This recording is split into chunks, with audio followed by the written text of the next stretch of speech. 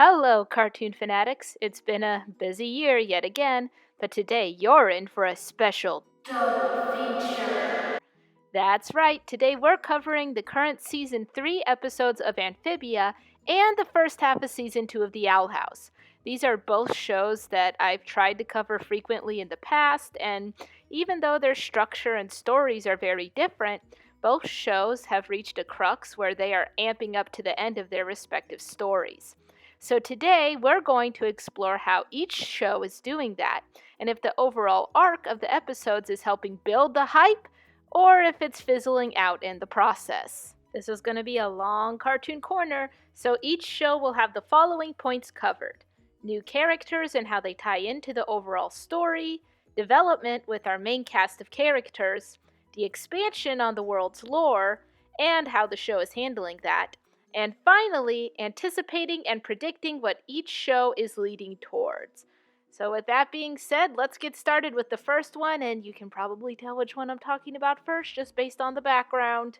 First, I want to address the Owl House. So much went down during the first half of season 2, and I did promise I'd get to the lovelies because there is a lot to unpack.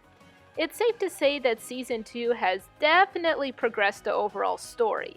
Every character has had some sort of revelation or progression. The new characters introduced have been a ton of fun and provide plenty of shipping fuel, but that's really just scratching the surface. New characters. Oh boy, is this an exciting list for the Owl House. Oh, let's see, we've got Hunter, or the Golden Guard, the supposed nephew of Emperor Belos, who has taken over Lilith's position as head of the Emperor's Coven, and is struggling to keep his uncle's acceptance and loyalty as he conflicts with Luce and eventually with Amity. This kid's the definition of I'm burnt out and need a good parental figure. He's sort of the Owl House's Prince Zuko, and he sure is popular with the fan base. Dana herself said that Hunter was one of her favorite characters, and it's clear to see why. He's trying to understand who he is and get a grasp of his place within society, while also trying to become his own individual. And all of those struggles are very relatable for anyone who has or is in the process of growing up. Now let's focus on my personal favorite new character, Rain Whispers. They haven't been in many episodes, but their shyness and passion made them an entertaining character, and seeing them interact with Ida allowed us to understand more about Ida's past and her struggle with her curse. We also got to meet Ida and Lilith's mother to explore the past as well, but let's face it, none of that gave the warm and sad fuzzies like watching Ida and Rain interact together. As of right now, Rain's future is very unknown since they got caught as a traitor to the Emperor's Coven, but hopefully we'll get to see more of them as the story reaches its end. Please, I want to see more Rain for reasons. And also to progress the story, but reasons. And who could forget V, the basilisk that is currently posing as Luce in the human world? There was so much speculation that whoever took Luce's place was some sort of evil entity created by the Emperor, but now knowing it was just a frightened V wanting to start over and have a new life made things very bittersweet. We'll go over the bittersweetness later, though. What matters for this segment is that V's existence in the human world leaves potential for the two main worlds in the Owl House to interact, even without a portal. As for returning characters in relation to their growth, oh man, where do we even begin? Every character gets development, and I mean every main character. Luce, of course, is still discovering how to utilize wild magic and is working to recreate a portal to get home. Lilith learns to cope with her new life and living with half of Ida's curse, and she and Hooty develop the best friendship. We find out a bit about King's backstory and where he came from, although we're still left with more questions, and Ida learns how to handle her curse and work with the beast to unleash a hot new form. And then we've got Amity, whose character growth has changed so much her hair has changed as well. Not my best joke there for sure. But of course, Season 1 focused a lot more on Amity's development as a person. And now with this season, we've got that Lumity that so many fans wanted and weren't sure if it was actually going to happen. If there was an episode from this recent batch that would go down in internet history, it's gotta be Knock Knockin' on Hootie's Door. What appeared to be a small one-off episode on Hootie turned out to be Hootie assisting every person in the Owl House with their character development.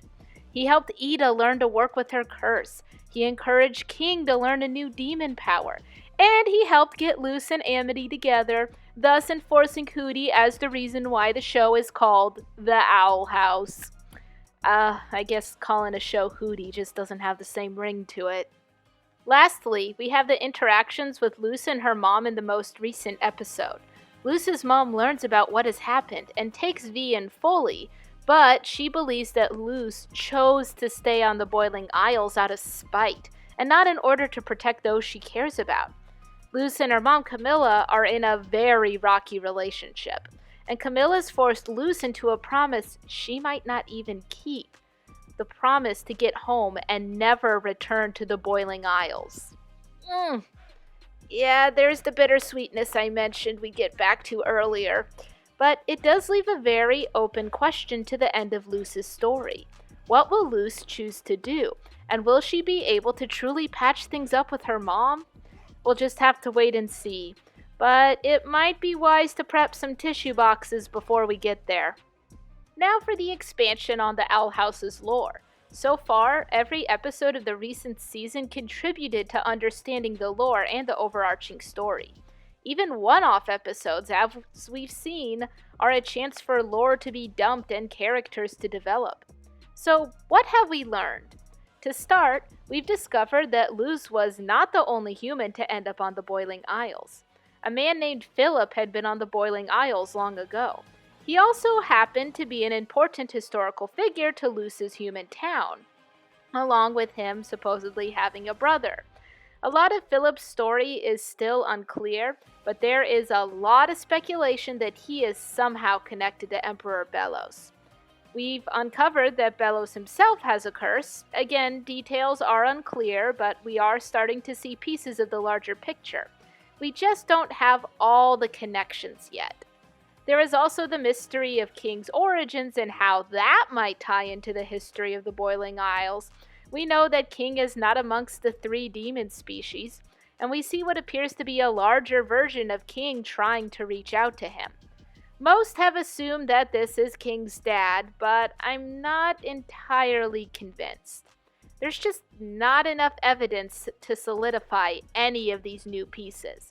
But there does seem to be some sort of connection with every new lore bit we've gotten thrown at us. The Owl House still has a ton to discover, but we're also rapidly getting close to the end.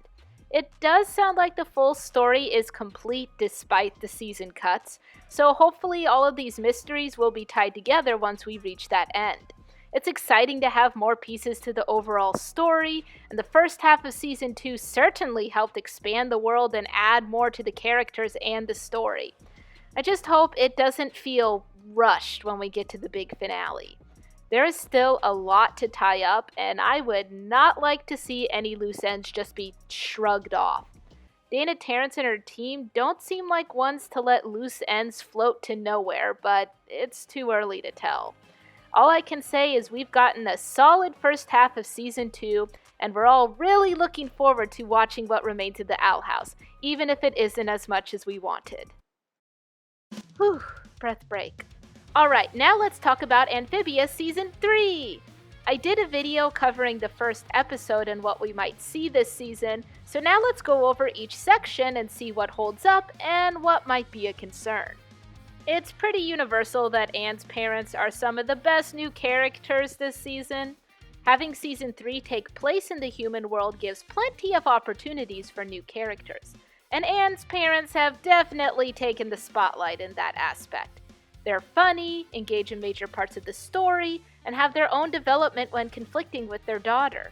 On top of that, we've got some human characters that are contributing to the main story, like the robotic girlfriends that help Polly fix up Probo, Jan, a museum curator that first begins helping Anne with returning to Amphibia, Terry, a scientific assistant that is in the process of creating a portal, and on the opposing side we have Agent X, a secret government official trying to catch the planters.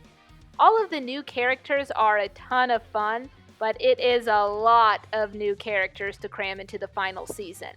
Most of them are contributing to the main storyline, and it does help flesh out the world, but we haven't seen anything of Sasha and Marcy's parents. It's odd that we barely get much recognition of their existence.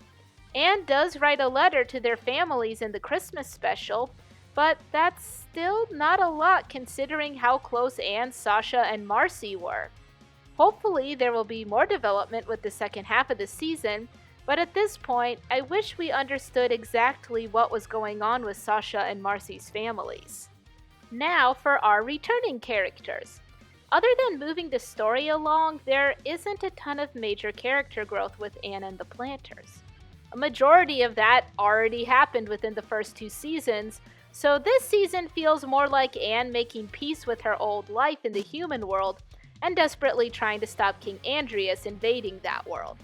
There have been cute one-off episodes, and while the newer characters do seem focused on the overarching story, the older characters don't seem as pressed as they should be. There are episodes sprinkled here and there about Anne trying to get answers and the Planters missing home, but it's kind of few and far in between. We also haven't gotten a lot of Anne understanding the Calamity power, and I wish we had more of that. Maybe this will be more focused on as the season continues, but it's difficult to tell for sure, because anytime we cut back to Amphibia, we have utter destruction! Sasha and Grime moving to Wartwood to begin fighting Andrias, Sasha coming to terms with how she treated Anne and Marcy, and let's not even get started on Marcy. Where was the warning with the Olivia and Eunan episode, huh? Potential murder is a no-no, but demonic possession of a child, yep, A-okay. Sorry. I'm trying to keep the behind-the-scenes politics out of this review, but it is slightly amusing. My main takeaway point for this section is that I've enjoyed Season 3, but I think there needs to be more focus on the main conflict and less on one-off episodes. As for the expansion of Amphibia's lore, there has not been much. It is nice to get the human world established, but we still have no idea about Andrias' history, the origins of this demonic creature that has taken over Marcy, and how portals to Amphibia and the human world came about in the first place. We get a little explanation that the music box portals sent energy to Terry and the scientist she was running underneath, and they go on and try to recreate the portal from that energy. And there is an Amphibia-based piece in the museum that Dr. Jan runs, but those are very, very small tidbits. I desperately want to understand more about Amphibia's history and King Andrias' history with his former friends and how it may tie into our 3 girls, but we haven't gotten that. Maybe we'll never get that. And if so, that would be very disappointing. Overall, I have enjoyed Season 3, but there are still a lot of things I wish we knew more about and characters I wanted to see by now.